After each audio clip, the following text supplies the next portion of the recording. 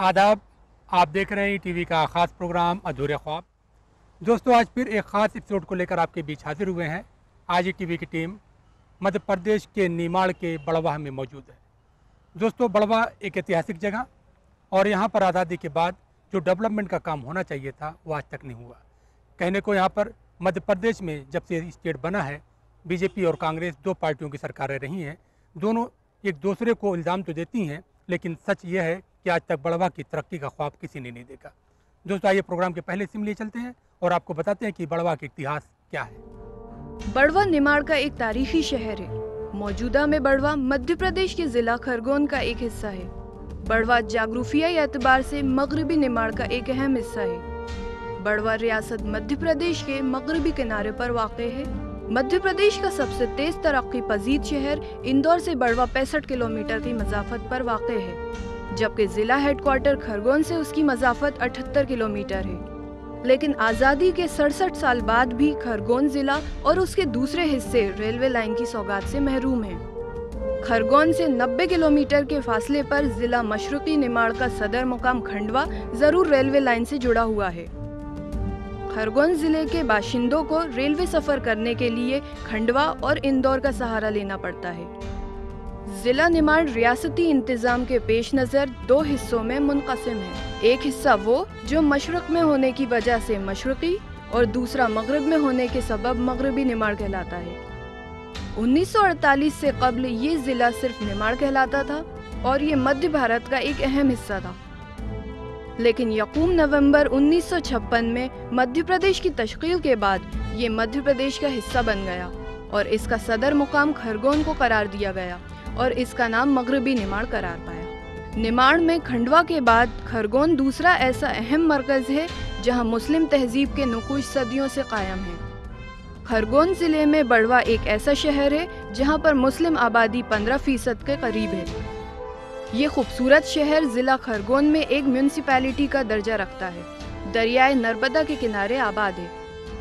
ये एक तारीखी शहर ज़रूर है, लेकिन आज़ादी के बाद यहाँ की हमा जहत तरक्की को लेकर मध्य प्रदेश की हुकूमतों को जो कदम उठाना चाहिए था वो आज तक नहीं हो सका। यहाँ की तारीख और मुश्तरका तहजीब के बारे में मौरखीन कुछ इस तरह से बताते हैं। बड़वाह मूलतः होलकर वंश के शासन के अंतर्गत आता था और महाराजा यशवंतराव होलकर और उनके जो पूर्वज हैं महाराजा, उनके अधीनस्थ था और बड़वाह उनका प्रिय आखेट स्थल है था उस समय।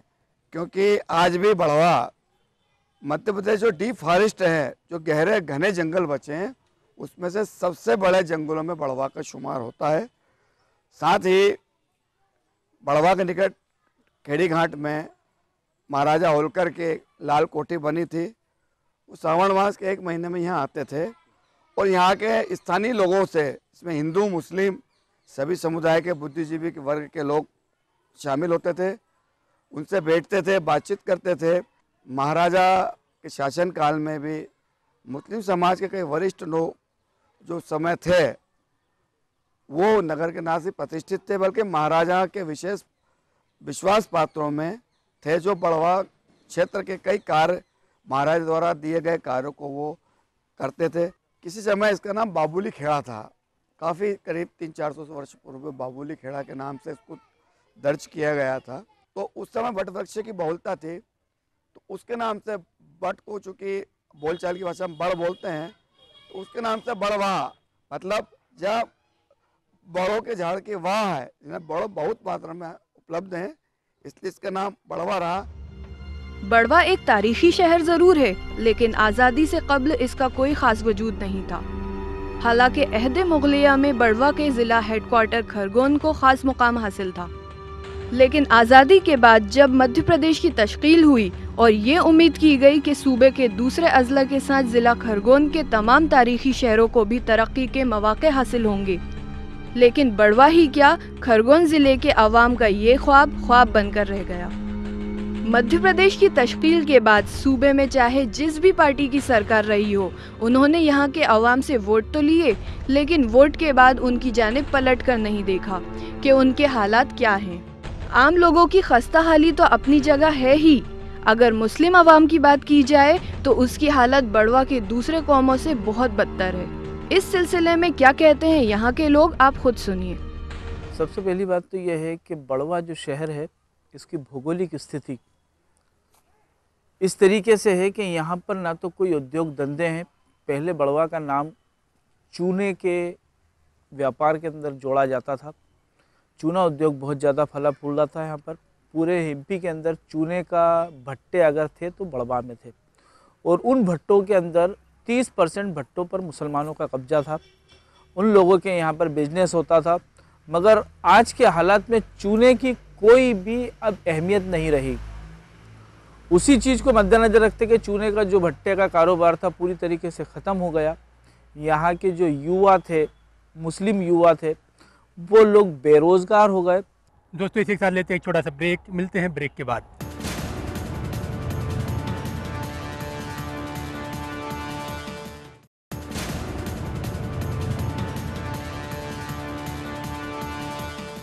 दोस्तों ब्रेक के बाद एक बार फिर आप सबका खैर मकदम, और आप देख रहे हैं टीवी का खास प्रोग्राम अधूरे ख्वाब। किसी भी समाज की तरक्की में तालीम, तंजीम और तिजारत का बहुत अहम रोल होता है।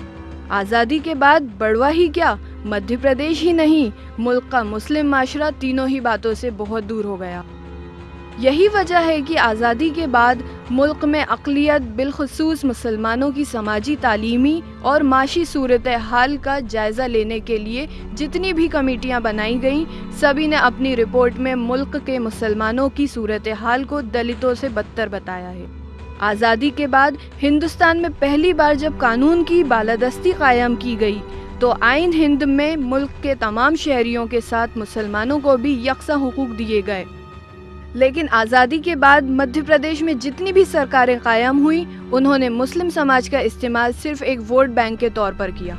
यही वजह है कि यहाँ मुस्लिम समाज तरक्की की दौड़ में बहुत पीछे चला गया।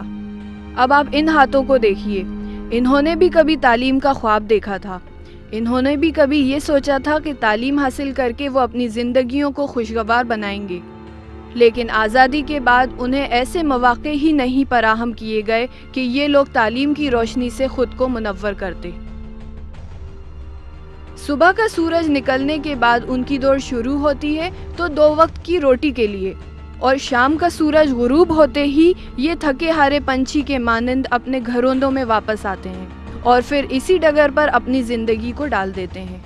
बहुत सारे वजहवात हैं, जैसे एक तो पिछड़ापन है ना, दूसरे तालीम की कमी, तीसरे उनको जिस तरह से तालीम दी जाना चाहिए वो हालत मुकम्मल नहीं हो पा रहा है, तीसरे जो है बेकारी, रोज़गारी, और फिर पिछड़ापन तो है ही।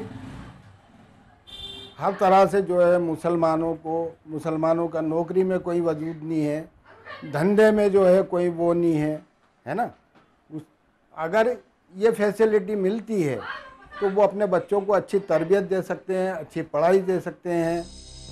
ऐसा नहीं है कि आज़ादी के बाद मध्य प्रदेश ने तरक्की नहीं की है।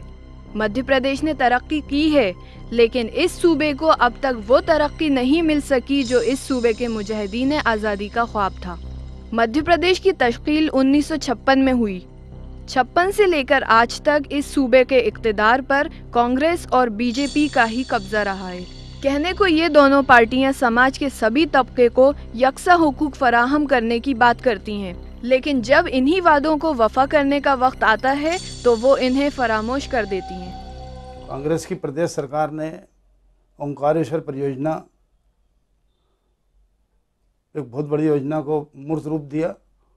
उसमें सुभाष यादव जी की बहुत बड़ी देन है कि हमारे पूरे निमाड़ क्षेत्र में नहरों का निर्माण किया, जिससे आज हम देख रहे हैं कि गेहूं की पैदावार या फसलों की पैदावार में बहुत बड़ी और सब्जी की बहुत बड़ी पैदावार होने लगी है इस निमाड़ क्षेत्र में।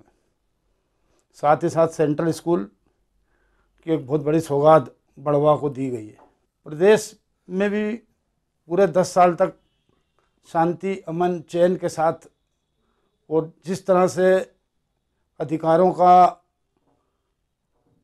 नीचे पंचायत स्तर पर पालन दिग्विजय सिंह द्वारा कराया गया, वो आज तक किसी भी प्रदेश सरकार द्वारा नहीं कराया गया है।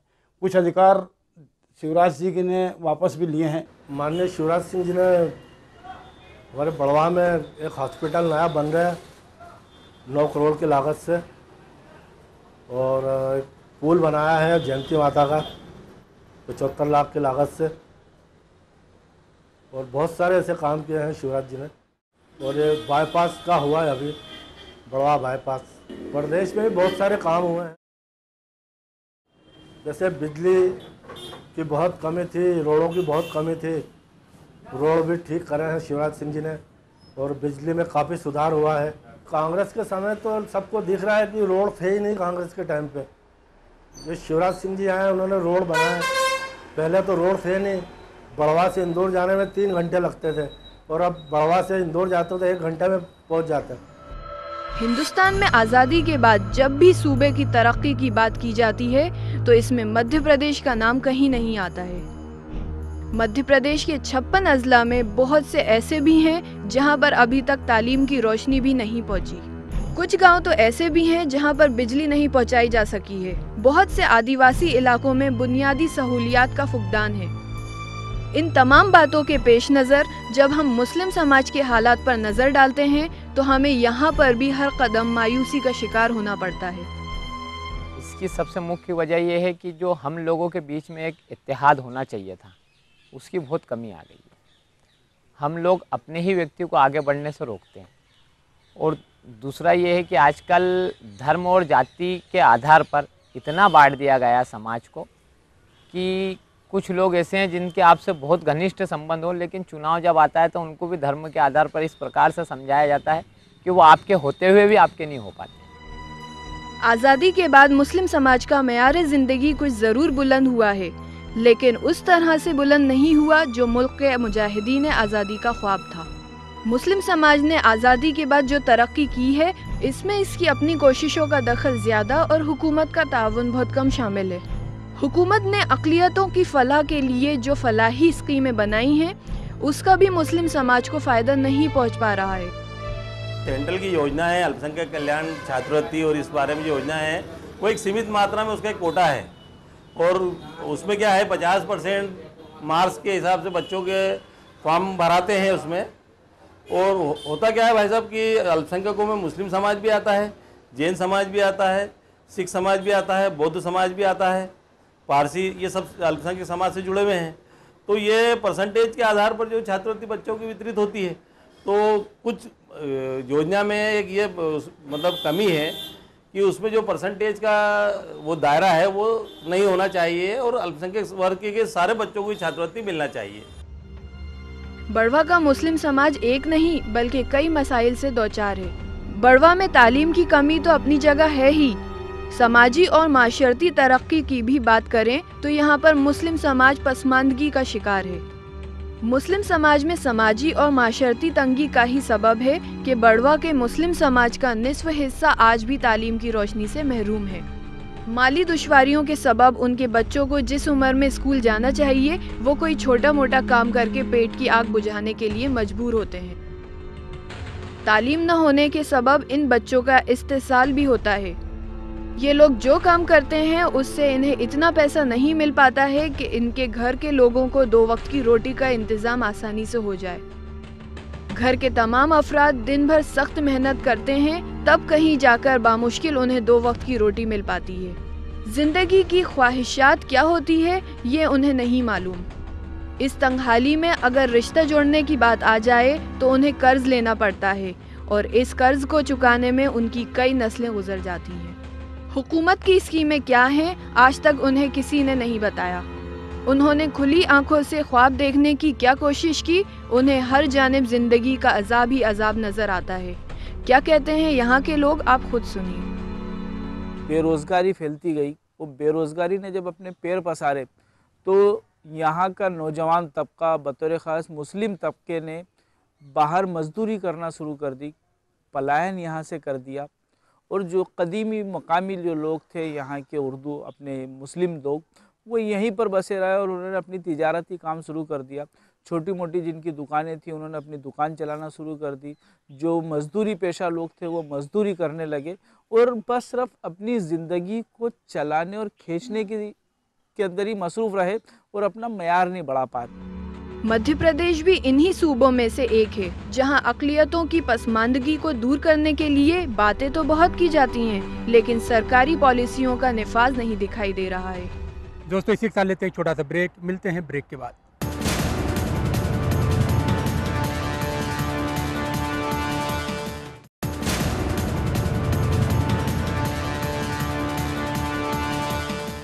दोस्तों ब्रेक के बाद एक बार फिर आप सबका खैर मकदम और आप देख रहे हैं टीवी का ख़ास प्रोग्राम अधूरे ख्वाब। दोस्तों हम बात कर रहे हैं बड़वा की। बड़वा एक ऐतिहासिक जगह, लेकिन आज़ादी के बाद के अगर हालात की बात करें तो मध्य प्रदेश को बने हुए इतने साल गुजर चुके हैं, पार्टियां बदली, दावे बदले, वादे बदले, नहीं बदले तो अक़लियतों की हालात क्या इसकी वजह, आइए डालते हैं एक नज़र। मध्य प्रदेश को हिंदुस्तान का कल्ब कहा जाता है। ये सूबा आज़ादी के बाद 1956 में वजूद में आया। मध्य प्रदेश में मौजूदा में 51 ज़िले हैं और इसमें कोई ज़िला ऐसा नहीं है जहां पर अक़लियती आबादी ना हो। बड़वा की कुल आबादी पर अगर नज़र डालें तो हमें ये देखने को मिलता है कि बड़वा की कुल आबादी में 70% हिंदू, 15% मुसलमान, 5% जैन, 5% सिख और 5% क्रिश्चियन आबादी बूदोबाश करती है। यहाँ पर तालीमी फ़ीसद की बात करें तो बड़वा में 2000 की मरदूमशुमारी के मुताबिक 74% है, लेकिन इसमें अगर मुस्लिम समाज की शराय ख़वानगी पर नज़र डालें तो हमें हर दर्जे मायूसी होती है। बड़वा के मुस्लिम समाज की पसमानदगी में जितनी हमारी सरकारें जिम्मेदार रही हैं, उससे ज़्यादा यहाँ के मुस्लिम समाज भी जिम्मेदार हैं। यहाँ पर मुस्लिम समाज ने जब जब समाज को तरक्की की राह पर आगे ले जाने के लिए इज्तिमाई कोशिश की, उसके मुस्बत असरात देखने को मिले हैं, और जब जब उसने अपनी इज्तिमाई कोशिश से इन्हिराफ किया है, पसमानदगी उसका मुकद्दर बनी है। कहने को यहाँ पर वक्फ बोर्ड की कमेटी भी है और यहाँ पर वक्फिया ज़मीनें भी हैं, लेकिन यह सब वक्फ बोर्ड की अदम दिलचस्पी और सरकार की बेतवज्जोही के सबब खुर्द-बुर्द का शिकार हैं। अगर हुकूमत बड़वा ही क्या, खरगोन और मध्य प्रदेश की वक्फिया इमलाक का तहफ़्फ़ुज़ यकीनी बनाएं तो सूबे की वक्फिया ज़मीनों की इनकम से मुस्लिम समाज के बहुत से फलाही काम अंजाम दिए जा सकते हैं। वक्फ बोर्ड की इनकम से जहां मुस्लिम नौजवानों को रोज़गार के मौक़े फराहम किए जा सकते हैं, वहीं मुल्क से बेरोज़गारी का खात्मा करने में भी मदद मिलेगी। बड़वा की कुल आबादी में मुस्लिम आबादी का तनासुब 15% ज़रूर है, लेकिन इस आबादी में अगर मुलाजमत और वो भी सरकारी मुलाजमत के तनासुब की बात की जाए तो वो 2% भी नहीं है। देश का इतिहास उठा के देख लें आप,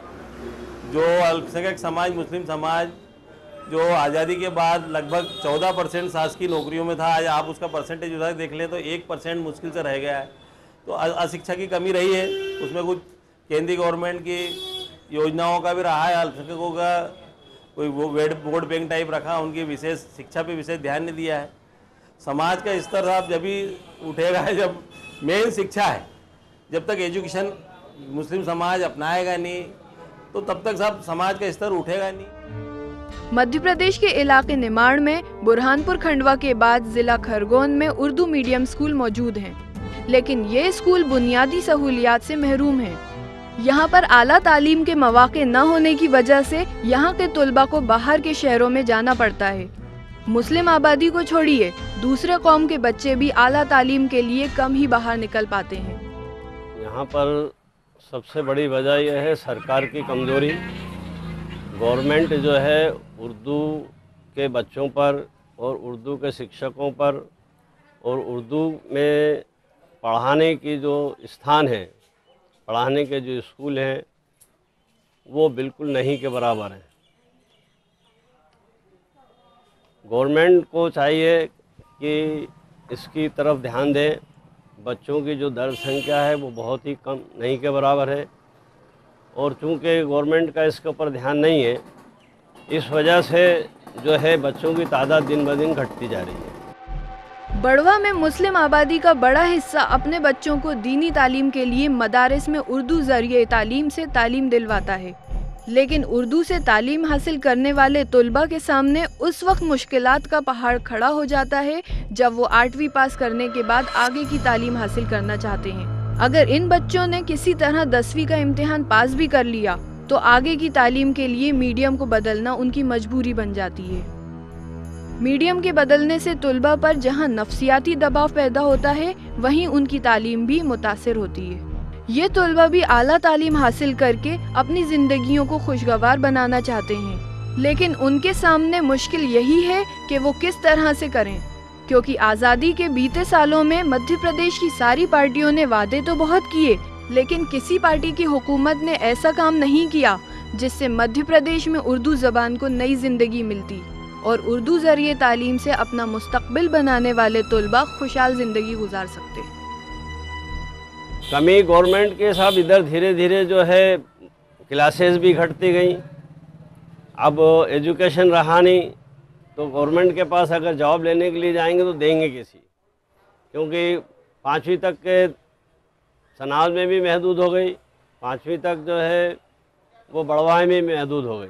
और अभी तो हाल ये है कि गिरती स्थिति के अंदर जो है एजुकेशन का जो गवर्नमेंट ने जो है शिक्षा का अधिकार दिया है, उस जो है अल्पसंख्यकों के उधर उनका कोई ध्यान ही नहीं है, किसी भी तरीके का कोई ध्यान एक नए पैसे का भी नहीं है। दोस्तों, बड़वाह में आज़ादी के बाद मुस्लिम समाज की सामाजिक, शैक्षिक और आर्थिक स्थिति पर आधारित ईटीवी का ख़ास प्रोग्राम अधूरे ख्वाब यहीं पर ख़त्म होता है।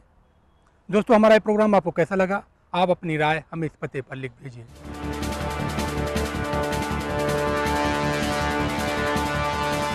दोस्तों, हमें उम्मीद है कि आपने हमारा पता नोट कर लिया होगा। अगले हफ्ते फिर एक ख़ास एपिसोड साथ आपकी खिदमत में हाजिर होंगे। तब तक के लिए टीम के साथ मेहताब आलम को दीजिए इजाज़त। आदाब।